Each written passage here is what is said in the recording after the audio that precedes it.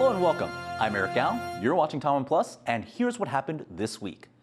Presidential hopefuls from Taiwan's two main parties are trading barbs on China. The threat from Beijing shapes every election. But this time, there's a twist. The strongest third-party challenger in decades is also in the running. John Van Trieste reports. In just over a month, Taiwan will go to the polls. And with each day, the temperature rises.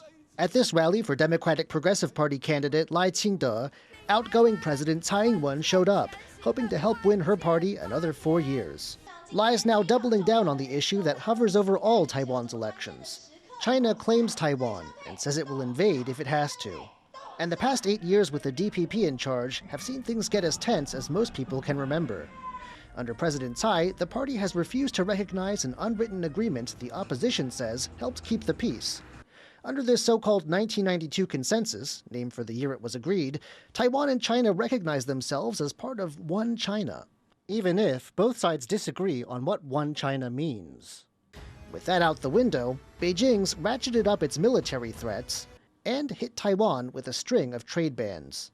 Lai argues his party has led Taiwan away from trade dependence on China, and that if his opponents win, the country will be back under Beijing's economic thumb. 我们的对手都共同喊出重启服贸，他们一个接受9·2共识，一个高喊两岸一家亲，他们都想要让台湾走回依赖中国的老路。 Lai's Kuomintang rival Ho Yo-i hit back at that at a competing rally. He says the DPP's claims it's helped wean Taiwan off its dependence on China aren't true.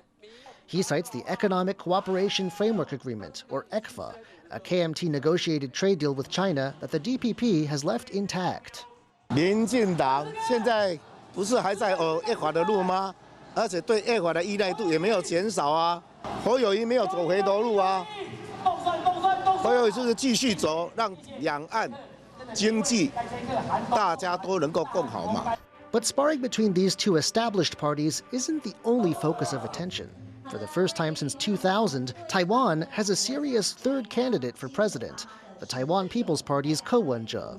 Even if, as some recent polls suggest, he's headed for third place, his party could still be a force in the legislature. If things are to get done, the establishment will need his party on board, something he sees as good for the country.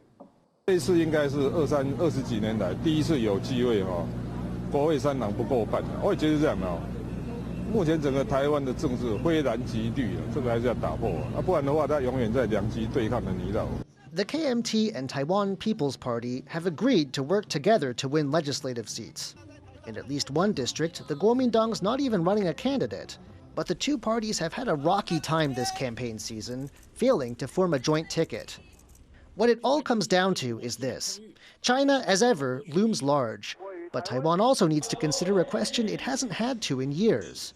What happens if a two-way fight becomes a three-way deadlock? Alex Chen and John Van Trieste for TaiwanPlus. Now, regional politicians and analysts are warning about China's rising global influence. Several sounded the alarm at the China in the World conference held here in Taipei. Rick Gov't was there. It's just over a month until national elections here in Taiwan, and all eyes are on China's influence and infiltration of that crucial vote.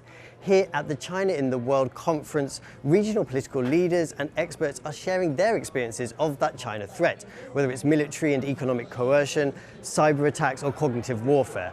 In his opening remarks, Taiwan's Foreign Minister Joseph Wu had this warning. Taiwan faces Chinese coercion and gray zone tactics on a daily basis.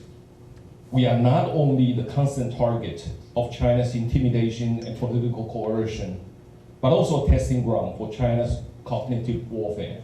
From visiting politicians from the Philippines, South Korea and Japan, we're hearing a growing sense of urgency in the need to stand up against China's attempts to destabilize the region. Taiwan's message is we are on the front line, but you could be next. Alex Chen and Rick Gov't in Taipei for TaiwanPlus. For the first time ever, Taiwan's military has included a Chinese surveillance balloon in its daily report on Chinese military activity around the country.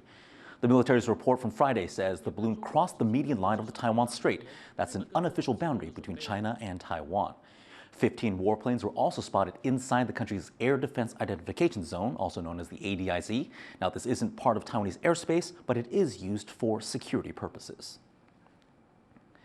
Meanwhile, Taiwan's top weapons developer has started building a drone factory in the country's south. President Tsai Ing-wen broke ground at the site of the Zhongshan Institute's Jiayi campus. The over $30 million facility will make both recon and attack drones after construction finishes in 2025. Experts say these unmanned aircraft could help deter an attack from China. 蜂群无人机它可以同时去攻击这个敌人目标里面非常多的一些设施，比如说它的雷达，比如说它一些指挥所、通信站，乃至于停在地面的比如说军机或者是船舰的一些部分，或者是物资的堆积场。The U.S. Congress has revealed the contents of its annual defense spending bill, which includes clauses to boost Taiwan's defense. This bill provides almost $900 billion in funding for military commitments in the United States and abroad. That includes new training and military consultancy programs with Taiwan. The U.S. is Taiwan's largest supplier of weapons and military assistance. The bill is expected to pass Congress before being signed into law by President Joe Biden. Meanwhile, the top U.S. trade official has quashed hopes of a comprehensive free trade agreement with Taiwan. Speaking in Washington, Catherine Tai said the U.S. is not pursuing these deals with any partners. Her comments come after her Taiwan counterpart, John Dung, expressed hopes that a bilateral trade pact signed in June could be expanded. Tai said that the Taiwan-U.S. trade relationship could be boosted in other ways. We are negotiating another set of disciplines right as we speak. We've been making excellent progress, and we will continue to look at building out those agreements to have an arrangement with the Taiwan economy that is fit for the times, and the times are very challenging. Chip giant TSMC's $40 billion site in Arizona has caught global attention and attracted a lot of scrutiny. With its grand opening already delayed, our reporter Joyce Sun went to the site to see what's at stake. From the front, leading Taiwanese chip maker TSMC's new site in Arizona looks almost complete. But the back suggests otherwise. The $40 billion plant was supposed to start pumping out high-end chips next year to meet the demand of giants like Apple and Nvidia for next-gen smartphones and AI tech. But all that's been delayed a whole other year. We are encountering certain challenges, as there is an insufficient amount of skilled workers with those specialized expertise required. Those comments have not sat well with some local unions, who say the problem has been the mismanagement of a project that is one of the largest foreign investments ever in American history. This is where TSMC is building its chip factories or fabs in North Phoenix, about a 30-minute drive from the city center. Now, it's been 3 years since the big project reveal, and despite projections, the site is far from finished. Speaking to TaiwanPlus, some contractors on site said they didn't even know there was a labor problem, and that they rarely heard directly from the Taiwanese giant. TSMC declined TaiwanPlus's requests for comment. There's a lot at stake here in Arizona. TSMC makes almost all of the world's most advanced chips, a critical asset some have called a silicon shield for self-ruled Taiwan, which China claims as its own and has threatened to invade. Growing tensions in the Taiwan Strait and the U.S. and China's ongoing battle for tech supremacy threatens to disrupt the global supply of these chips. Securing TSMC's advanced nodes on U.S. soil crucially helps mitigate that risk. Industry experts say it's also a significant tech boost for sectors beyond consumer electronics like bioscience and defense. Clients for advanced node are these major defense companies. There is that pressure from the clients that are looking to diversify because they don't want to be in a supply chain where there is a high risk. The China and Taiwan tension poses that risk. By being in Arizona, TSMC is now neighbors with American military tech customers Honeywell Aerospace and Raytheon Missiles and Defense, the makers of some of the weapons needed to defend Taiwan. The stakes are high for TSMC to be successful here, as expectations from business partners, innovators, and national security leaders mount for TSMC chips made in the USA. Justin Wu and Joyce Sun in Phoenix, Arizona for TaiwanPlus. That was part of Joyce's series on Arizona and its growing chips industry. You can watch all the episodes on TaiwanPlus.com. Now, there may be some hope to address those delays in Arizona. TSMC has agreed to work with local unions, a breakthrough after months of labor disputes. In a joint statement, TSMC and a coalition of Arizona unions said that they will now meet regularly to discuss safety and workforce development. TSMC has also said that it will prioritize hiring locally, addressing concerns that Taiwanese engineers could take U.S. jobs. Meanwhile, Taiwan's top science agency has released a list of key technologies that will be subject to stricter regulations. Those key technologies refer to tech that would harm national security if exported to China. They cover 5 key industries, including defense, aerospace, and semiconductors. The move is part of Taiwan's efforts to tighten its information and national security and prevent technology leaks. Taiwan is holding its annual Human Rights Festival this week. Ed Moon reports on one of the festival's most highly anticipated events, a dialogue in pictures between 2 photojournalists, one from Taiwan, the other from Hong Kong. Portraits of victims of Taiwan's White Terror era. Over 4 decades of martial law in the country that saw intense political repression, only ending in the late 1980s.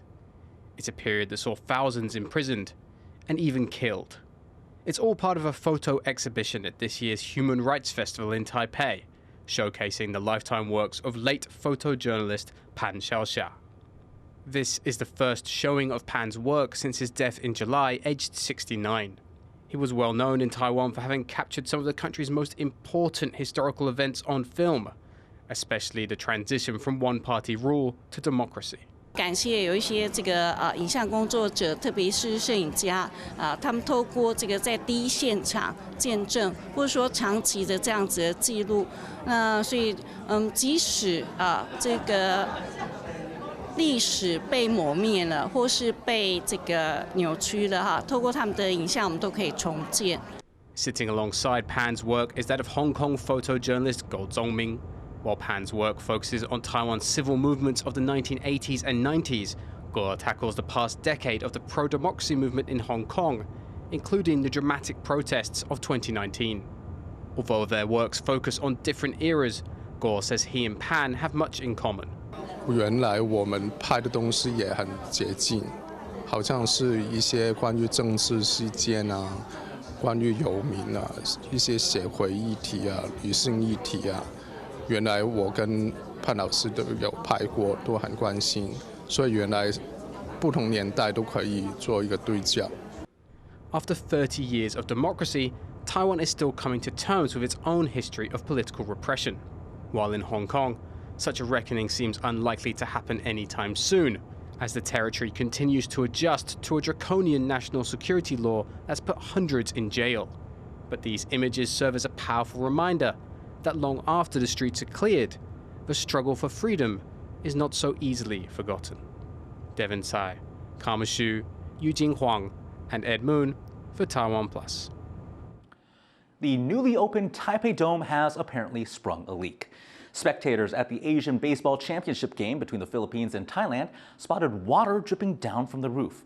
The dome's builder, Far Glory Group, says that the leaks came from poorly connected water pipes.